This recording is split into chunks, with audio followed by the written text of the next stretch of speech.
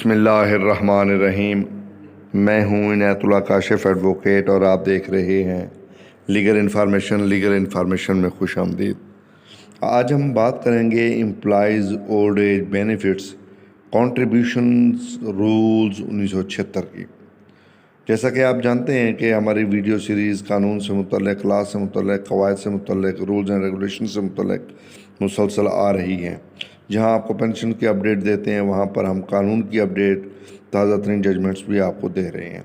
تو یہ جناب employees old age benefits contributions rules 1976 یہ کیا ہیں، ان کا طریقہ کار کیا ہوتا ہے، پینشن کی وصولی کا کیا طریقہ کار ہوتا ہے، کنٹریبیوشن کی وصولی کیسے ہوتی ہے، کنٹریبیوشن کہتے کسے ہیں۔ یہ جناب 9 اگست 1976 کو قانون وجود میں آیا تھا اور نافذ العمل ہوا تھا، اور یہ section 44 employees old age benefits act 1976 کے تحت وجود میں آیا۔ سیکشن 44 جو ہے یہ فیڈرل گورنمنٹ کو قوت عطا کرتا ہے، پاور عطا کرتا ہے کہ وہ EOBI کے رولز بنائے، جو مناسب سمجھے وہ قوانین بنا سکتا ہے۔ تو سیکشن 44 کے تحت یہ رول جو ہے وہ وجود میں آئے، اور اس کو 9 اگست 1976 کو یہ قانون نافذ کیا گیا۔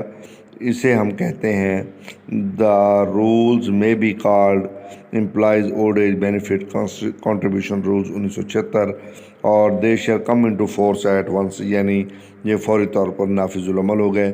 اس کا ریگولیشن نمبر 1 جو ہے وہ آج آپ نے سمجھا ہے۔ اس قانون کا تعارف جو ہے وہ آپ نے سمجھا ہے۔ اگلی ویڈیو میں ہم بات کریں گے ڈیفینیشنز کی، کہ ڈیفینیشنز کیا ہوتی ہیں، اور اس میں خاص طور پہ جو ہے کون کون سی چیزیں اہم ہیں، اور اس قانون کے جو ہے 5 قاعدے ٹوٹل ہیں، یعنی اس پر 5 ویڈیوز ہم آپ کو پیش کریں گے۔